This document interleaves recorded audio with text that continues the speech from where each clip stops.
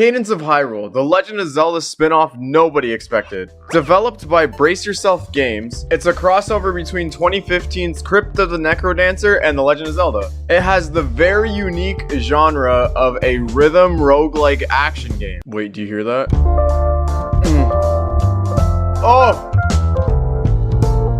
Oh my god!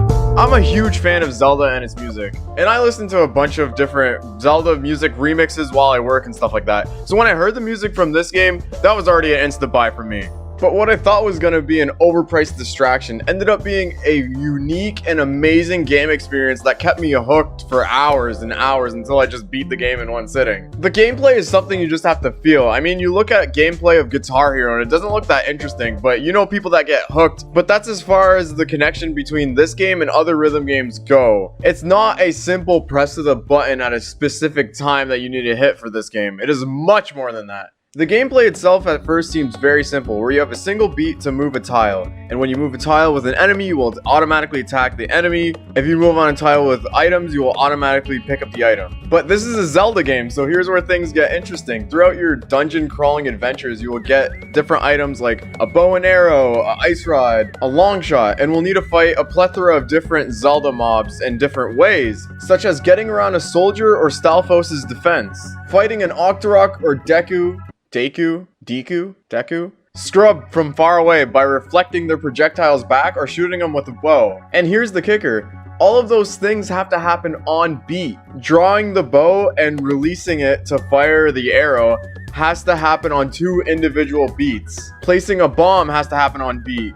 Using a special like your shield or Nehru's love to reflect a Wizrobe's projectile has to happen on beat. So things like firing a bow and arrow that take at minimum 2 beats is 2 beats that enemies can move towards you and clap back, throwing their own projectiles and swinging in different patterns, such as Tektites jumping diagonally, Lizalfos is charging you right when they see you, or Darknuts swinging their sword in a circle covering the entire area around themselves. Managing all the enemies on screens, what items to use properly, managing your inventory, all on beat is the most satisfying gameplay thing. I can't even explain it. It's just like when you're in the rhythm and you're doing everything right and you know the patterns of all the enemies. It's just such an awesome gaming experience. The same feeling I used to get when I used to rock out on Guitar Hero 3. When you're just in it, man, you're in it. Also, if you're worried about consecutively hitting beats, the game has a very generous window for you to hit the beat and perform an action. The game also always has the same BPM. So throughout the entire game, you just have to get used to hitting one rhythm. The only time it ever changes, there are some double arrow pads, and if you hit double arrow right, the beat will go faster. If you hit double arrow left, the beat will go slower. But that's the only case. You can actually permanently set the game to double time, or if you keep missing beats and you just want to play the game without thinking about that, you can have a fixed beat mode, which essentially changes the game into an RTS. You have however long you want to decide when to move, and then each other enemy will be able to perform a move when you move. But again, you just can't hit the right thing on beat. You have to look around and see what's happening, avoiding attacks and using the right items or attack and stepping on the right space to make sure that you don't get hit and that you're at an advantage. And this is where I say this game honestly at times feels like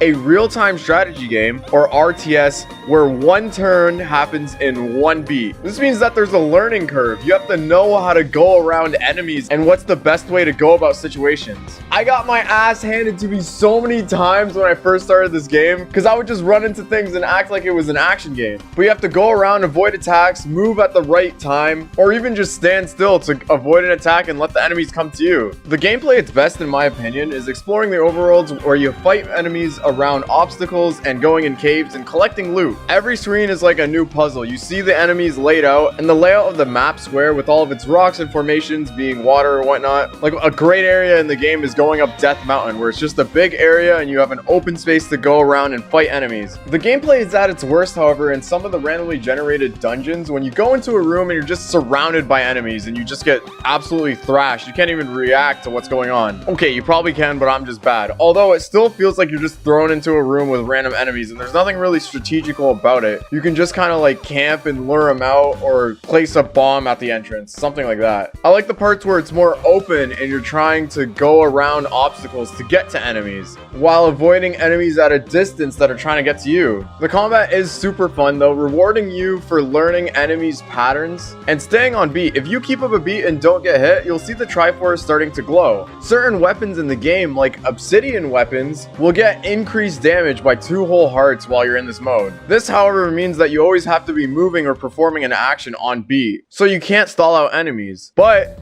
if you get an item like the War Drum, this allows you to stall on spot on beat and makes your next attack stronger. So you can start to see that the combat can get a little bit more in depth than just walking into an enemy, because you can stack these item stats, like the one I just mentioned was the main one I used, and have the right weapon for the right job. You can have things like rapiers, which hit 2 spaces in front of you, or spears also have range. Swords hit 2 spaces diagonally to you. The same thing with a flail, hits around you, allowing you to switch weapons for the right tool for the job when you walk into a room and see a certain type of enemy. The majority of these weapon types, when you begin the game, you will find them in glass form until you find the real weapon. Glass items will break if you get hit, again having the game rewarding you if you play well and don't get hit and stay on beat. Things like this shows that the game incentivizes mastery. We'll get more into that though later. Still on the topic of combat, finding a unique mini boss in each dungeon is a breath of fresh air when you're used to the same old mob. You gotta learn a new pattern. And the game's understanding of this fun gameplay mechanic is taken to the peak during boss battles.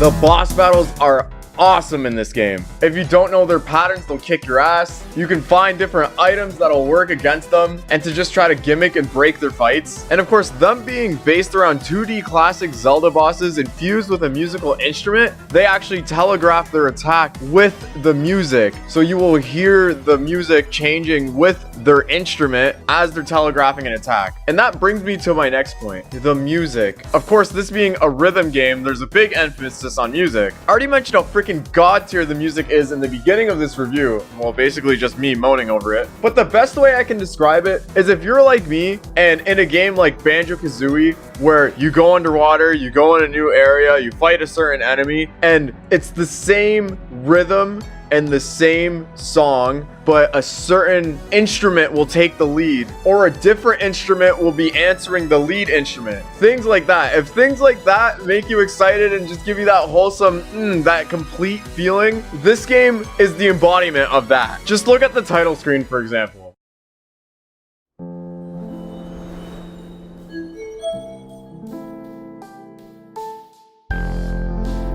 A beautiful remix of the Ocarina of Time opening theme, but when you hit continue or new game, a vocalist will start singing Zelda's lullaby or Zelda's theme on top of the Ocarina of Time opening theme. And of course, exiting this menu back to the home screen will dissipate her voice back to just the Ocarina of Time theme.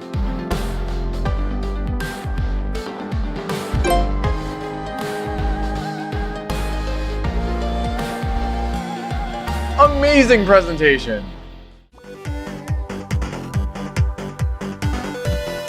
This carries on into the gameplay when you're in a room or an area with enemies and the music is more intense with more kicking drums. And then once you beat all the enemies, the music becomes very calm and tranquil. Pausing the game to the menu will have the melody go through a filter and have epic gamer chiptune beats take center stage.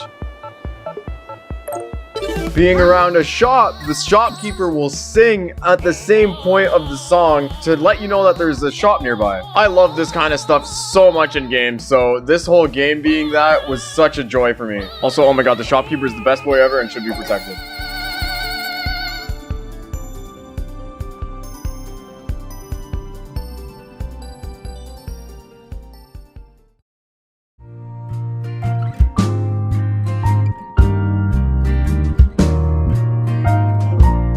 The game has an incredibly charming art style, where it kind of looks like a Game Boy Advance game, but they focused on 2D sprites instead of making sprites out of 3D models. Vivid colors and amazing sprite animations where everything kind of sways to the beat. You can clearly see when enemies are reeling up for an attack, and it's very easy to tell what the enemy is supposed to be from the Zelda franchise and how to go about it. Finally, the last part of the genre Triforce, the rogue aspects of the game. This is the part of your inventory that you need to manage on beat. Things like shovels to move certain blocks, torches to brighten up dungeons and light even more torches on the ground, and rings and boots for power-ups. When you die, all of these things will be lost, as well as rupees, but it's not the entire Majora's Mask thing. You will still keep your bombs and arrows. Killing stronger mobs and exploring will let you find upgraded versions of the essential shovel and torch. Things like a shovel of stamina that lets you shovel a block and move on that block in one beat, or that give you an attack bonus after you shovel a block, or things like a torch of wisdom that lets you see what's inside of a chest before you open it. This also allows you to find rings that do things such as give you health when you kill enemies, or attack and armor bonuses, among other things. Same thing with boots, but boots also have one of my favorite enchantments: iron boots that let you pass through wind walls, or hover boots that let you stay in the air for a certain amount of beats after you drop a ledge. All of these items have durabilities though, so pay attention to it in the top right corner, and that's why you want to keep track of these type of items that fall around the map and go back to them. Again, you have to do that on beat though.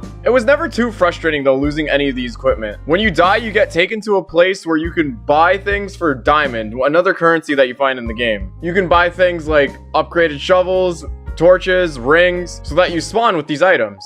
And even then, the majority of the common enemies will drop a common shovel or a common torch, so you never need to worry about finding it. Unless you're spawning in a dungeon, you should probably pick up a shovel before you leave the respawn area. Going back to the whole concept of this game incentivizing mastery, when you beat the game, you can see a leaderboard for the people that beat the game with the minimum number of steps or time. Replaying the game though, if you like the gameplay, should be really easy, because not only are the dungeons randomized, but you can start a new game and randomize the actual entire layout of Hyrule. Things seem to be in relatively the same location. Things like chests with item upgrades and pieces of hearts are all scattered, and even the layout of the terrain of each world map square is different entirely, with a different sequence of mobs as well. That dramatically increases the replayability. It gives the whole feel of putting in a random seed and then trying to get to the end of the game as quick as possible with working with what you get. And wanting to replay and master the game is necessary for getting your value out of this, because this game took me 9 hours to complete, but I literally went to every square on the map looking for item upgrades and great fairies to upgrade my equipment, basically trying to complete the whole thing. Me going to the whole entire map to get all these upgrades really did give me the 2D Zelda vibe, like back when I was playing a game such as Link Between Worlds. That's probably the closest you're gonna get to the Zelda feeling though, as you do get some puzzles, but they revolve around mostly block-based and things like ice puzzles. Nothing too crazy like a Zelda puzzle, although I do like how there's multiple ways that you can solve each puzzle. For example, I went into the Ice Palace without getting the Zora flippers. I just got the power gloves that I got from Gerudo Village and used that to stack some blocks and then just make the jump over the water.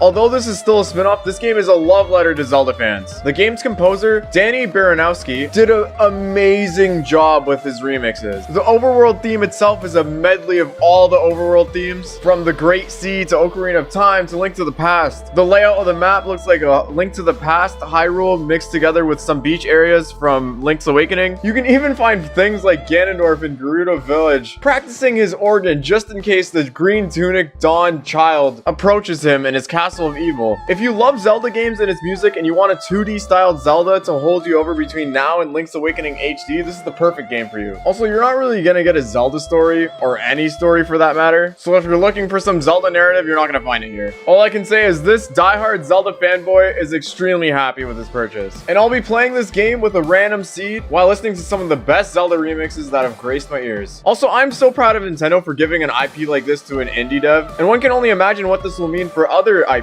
Thank you for watching this review, and always remember to keep up the rhythm.